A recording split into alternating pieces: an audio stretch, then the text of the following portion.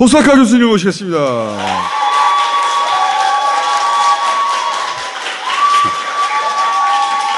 자, 최근에 독도 인근에서 자위대 군사훈련한 거, 미일 동맹 하에서의 안보 전략, 그게 뭘까? 우리는 그냥 북한 잠수함 훈련했다라고 말하는데 일본은 자유롭고 개방된 인도태평양 훈련했다고 해요. 자유롭고 개방된 인도태평양 전략이라는 게 뭐지? 그 안보 전략 하에 모든 군사훈련을 하고 있는 거예요. 동해상에서만 있었던 게 아니라 일본 최북단 홋카이도에서도 하고 남중국해에서도 하고 동해에서 한 것은 그 일부예요. 일본이 그리고 있는 전체 안보 전략이 뭐냐. 그걸 이해해야 도대체 우리가 어디에 동원되고 있는 건지 이해할 거 아니에요. 제가 보기엔 우리는 일본과 미국이 그린 미일 안보 동맹의 장기말이에요. 우리 정부가. 이거 북한 잠수함 때문입니다. 이것은 10%의 진실만 얘기한 것이다. 저는 이렇게 생각하는데, 자, 왜 그렇게 생각하느냐? 후사카 교수님하고 얘기를 나눠보겠습니다. 예, 지금 말씀하셨듯이, 우리 생각은 북한의 위협에 대한 훈련이다. 그런 식으로 알고 있는데요. 그러나 일본하고 미국은 북한은 두 번째, 세 번째. 첫 번째가 대만 유사시입니다. 그렇죠. 예, 그리고 러시아의 동해에서의 활동. 이게 한국에서는 거의 보도되지 않는 부분들이 있는데요. 저번에 있었던 한미일 합동 군사훈련, 대잠 훈련이라고 했잖아요. 대잠수함 훈련. 대잠수함. 그러니까 앞에 잠수함이 하나 미국 쪽에서 동원시켰거든요. 일본 쪽에서는 아사히라는 호위함이라는 것이 참여했고요. 그리고 한국은 문무대왕 함이고요. 중심은 로나르도 레이간 함이고 자위대 트위터가 북한 쪽에서 미사일을 발사했다. 그러니까 콘식 트위터예요. 많이 올라오고 있거든요. 또 이러한 그림도 올라옵니다. 일본의 이지 페타적 견제 수역을 이렇게 그리면서 북한이 바로 이런 식으로 미사일을 쐈다. 그런데 여기서 주목해야 되는 것은 독도를 일본의 수역에 집어넣고 있어요. 이지라는 것은 페타적 견제 수역이라고 하죠.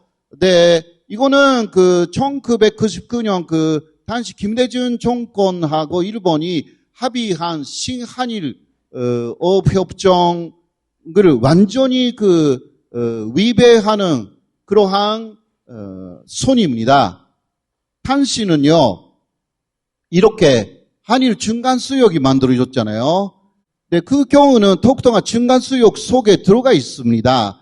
이것을 일본이 요새 완전히 무시하기 시작했습니다. NHK 뉴스라든가 기타 뉴스도 이것을 그대로 뉴스로 내보내고 있습니다. 일본의 판위성, 외무성도 마찬가지고요. 완전히 잘못된 정보를 그렇게 세계적으로 발신하고 있어요. 거기에 대해서 한국은 확실하게 항의를 해야 되는 거 아니에요? 여기는 항의를 해야 되는데 이번 정부는 그러니까 항의를 안 하고. 이러한 부분들이 대단히 느슨하다라고 할 수가 있습니다. 그리고요.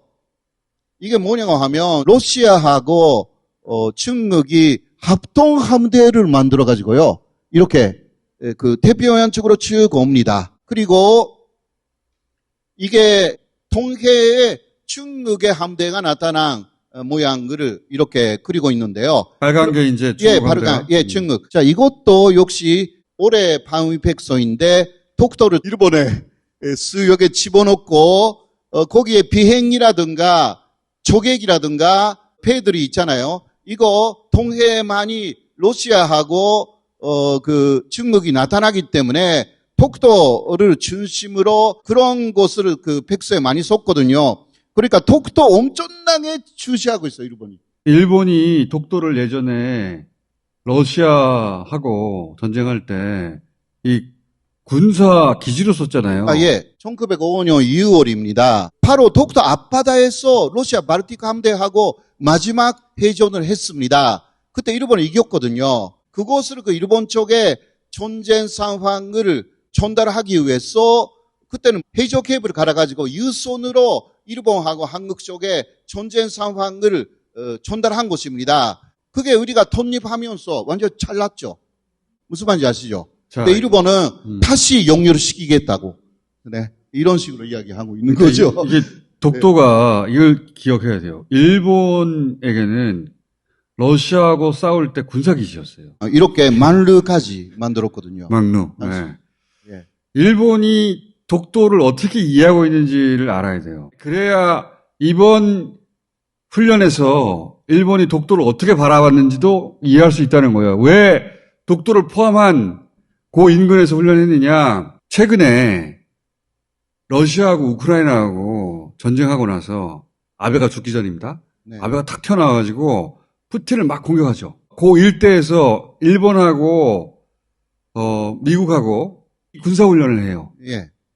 그러자 러시아가 반격을 합니다. SLBM이라고 잠수함에서 발사하는 미사일을 이 동해에서 발사를 해요. 이거예요. 자, 키시다가 미국하고 함께 러시아의 우크라이나 침공을 엄청나게 비난했어요. 결국은 러시아 야당의 미로노프라는 탄스가 홋카이도는 러시아 것이다. 그리고 미사일 발사 시험을 하기 시작했어요. 그렇죠. 동해에서 SLBM을 샀어요. 우리는 북한만 SLBM을 솟아 올린 것으로 알고 있는데 일본의 입장에서는 러시아도 중국도 SLBM을 살 수 있다. 이번에 동해에서 대잠수함 훈련을 했잖아요. 우리 언론에서는 북한 잠수함을 상정했다고 말하는 건데 일본 입장에서는 러시아 잠수함, 그것도 포함되어 있어 다. 러시아 잠수함이 SLBM을 발사했다니까 동해에서. 우리는 북한만 생각하는데 일본은 러시아를 생각하는 거예요. 그 예. 러시아 잠수함을 상대로 한 훈련을 독도 인근에서 그 독도 인근에서 러시아를 상대로 싸웠던 일본의 역사가 있고 그때 독도는 군사 기지였단 말이에요. 그래서 그 군사훈련을 한 것이다. 예. 38선의 동쪽 거기서 SLBM을 발사했다. 독도가 대단히 가깝거든요. 독도가 여기 있고 그러니까 러시아 잠수함을 상정하고 미군과 일본 자위대가 훈련하는데 한국 해군도 갖다 붙은 거예요. 그러니까 나는 이 작전에서 명령체계는 미국, 일본, 한국이었을 거라고 봐요. 올해 방획서에 독도 주변에서 중국이나 러시아의 비행기가 많이 나타난다. 그러니까 러시아가 비행기도 그렇게 독도 가까이까지 비행시킬 경우는 일본에서 이러한 비행기가 나가야 된다. 이거거든요. 저는 예. 그래서 이번에 일본이 하필이면 독도 인근 해상에서 군사작전을 한 것은 의도가 있고 우리는 내부적으로 북한 상대라고만 말해왔지만 실제 미일은 러시아를 염두에 예. 둔 것이고 두 번째 일본한테는 또 중요한 게 뭐냐면 대만입니다. 예. 미국한테도 중요한 게 대만. 그 부분은 필리핀하고 미국하고 하는 훈련을 봐야 돼요. 필리핀하고 미국하고 자위대가 참가한 훈련에 우리 해병대가 처음으로 참가했거든요. 필리핀 루손섬이라는 곳에서 했어요. 거기가 대만하고 가장 가까운 외국이에요. 우리 해병대가 뭘 했냐면 상륙작전을 했다고. 어딜 상륙해? 우리는 그 동네에 아무런 이해가 없어요. 일본은 있어요. 일본은 센카쿠 열도라고 대만하고 영유권 분쟁이 있는 열도가 있거든요. 그래서 일본은 대만 유사시는 자기들이 당사국이라고 그래. 사실 가장 급한 곳은 미국하고 일본의 경우는 대만 유사시입니다. 센카쿠 요르도. 이거는 일본이 시리아 지배하고 있잖아요. 그러니까 중국이 대만으로 침공할 경우는 바로 옆에 있는 그 센카쿠 요르도도 침공한다고 합니다. 그래서 대만 유사시라는 것은 일본 유사시인 곳이다. 그래서 대만은 일본에게 도와달라. 그 이야기거든요. 일본은 간다고 했어요. 예. 일본은 그 자위대를 박용하는 것을 바이든하고 약속을 해놓고 있습니다. 그것을 2월에 있었던 나토 정상회의에서 윤석열 대통령까지 포함시켜서 약속을 했어요. 윤 대통령은 그때 그게 무슨 의미인지 모르고 사진 찍고 한 거예요. 그때 일본이 바이든과 했던 것은 기시다 총리가 대만 유사시 일본 자위대에 출동한다. 일본이 요구한 것은 그러면 우리가 유엔 상임이사국 들어가는 거 지지해 주라.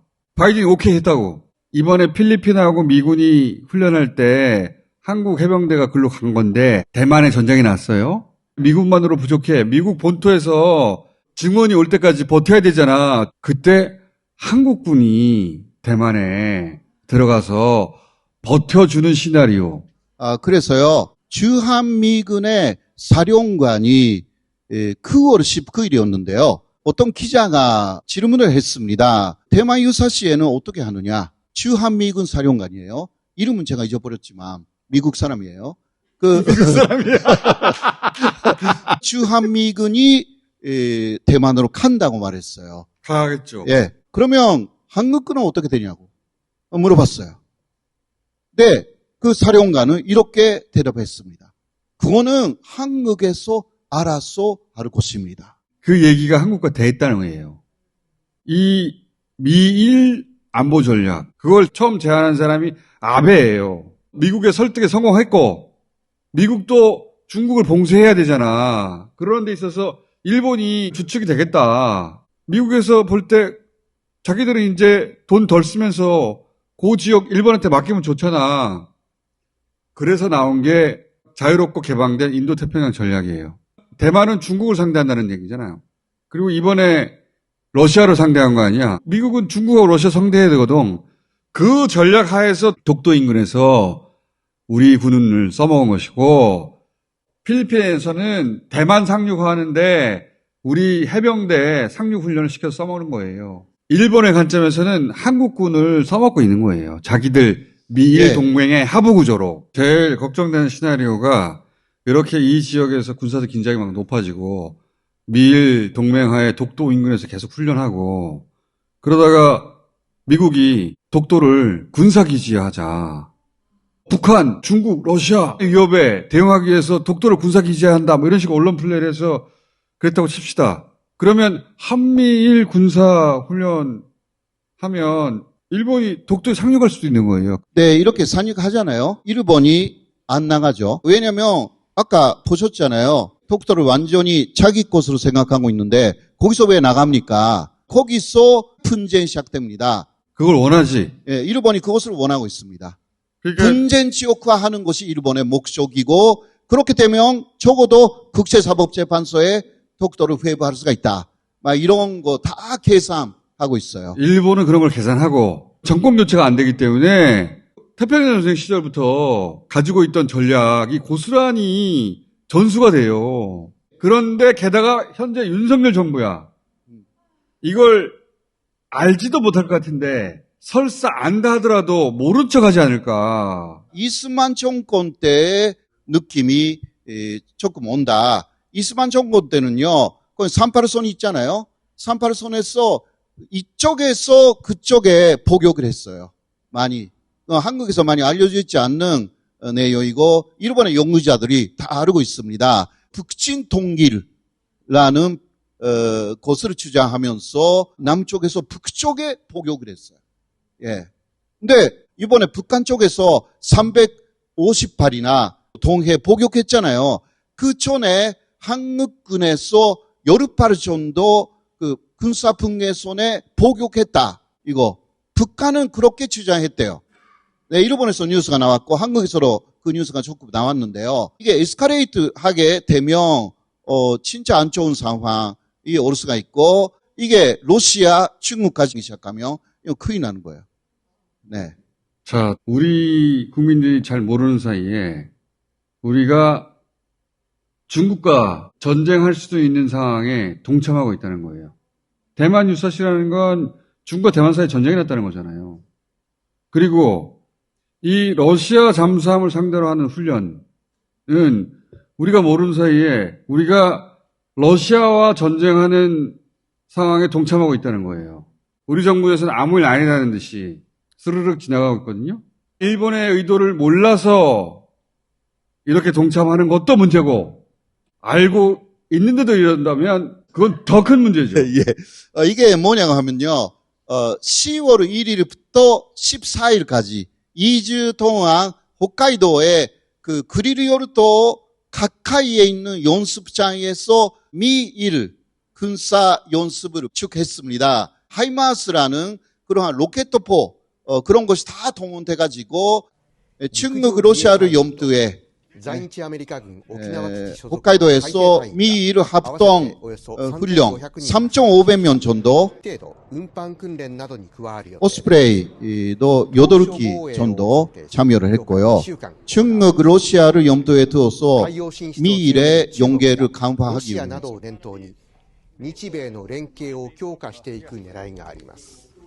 이렇게 대규모한 훈련을 많이 안 했습니다. 냉전 이후.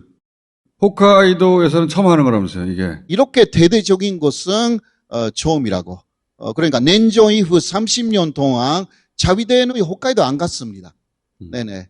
자, 그러니까 러시아, 중국을 상대하는 전략 하에 우리 군이 그때그때 동원되고 있는 거예요. 근데 우리 정부는 마치 북한 대상 훈련하러 미국과 일본이 우리한테 와준 것처럼 포장한 거예요. 대만에 한국군이 개입하기 시작하면 한국에 있는 주한미군의 기지가 중국한테 공격을 받을 가능성이 없다고 할 수가 없거든요. 아니, 우리가 예. 중국하고 러시아하고 군사적 적대국이 되고 싶은 생각이 없어요. 없는데 그 구도 아래에 들어갔어요. 그래서 지금 일본 의도하에 움직이는 장기말이 되어 있어. 라고 저는 분석합니다. 예. 무조건 한반도에서는 전쟁이 일어나면 안 되는 것입니다. 우리 애기 엄마가 지금 대단히 걱정해요. 왜? 우리 아이들이 다 군대 다녀왔으니까. 간첩이 있어요. 아무리 봐도. 교수님, 일본 간첩이 있는 것 같아요, 여기. 끄떡끄떡? 네. 그러지 않고서는 이런 결정들을 계속 내려가나? 그리고 자위대의 명령을 받는다? 상상만 해도 황당한 거 아니에요. 그러면 우리 군 입장에서도 얼마나 자존심이 상하겠어. 그렇게 만들고 있는 거야, 우리 대통령이 지금. 실력으로서는 자위대보다 훨씬 한국군이 강합니다. 그러나 이러한 구상 있잖아요. 아시아 태평양에 대한 구상에 있어서는 미국하고 크게 구상하고 있기 때문에 이러한 구상 속에 한국이 그래서 장기말 역할을 하고 있는 거예요. 예. 이 내용을 반복적으로 앞으로 계속해서 다각도에서 다룰 겁니다. 일본은 땡큐야, 지금. 러시아의 위협 그리고 대만 유사시 이거 다 일본 문제하고 연결되어 있습니다. 거기에 한국이 들어가 버리는 그러한 상황. 일본은요 한국군을 대단히 기대를 합니다. 이 필리핀 상륙 작전 자위대가 아니라 한국 해병대를 불러서 훈련시킨 거 아니야. 왜 우리가 거기 대만에 상륙을 해야 돼? 응? 그러니까 일본 자위대는 훈련이 안 돼요. 미국은 한국군의 실력을 잘 알고 있어요. 그러니까 기대를 하는 거예요. 아니 그러니까 맨 앞에다가 내세워서 상륙 훈련 시키는 거예요. 우리가 왜 그렇게 해야 돼? 한국은 훈련되어 있고 또 한국 사람은 위에 명령에 잘 따라가요. 자, 예. 교수님, 예. 그만하셔야 될 것 같아요. 예. 뭐 해야 되는 말은 다 한 것 같습니다.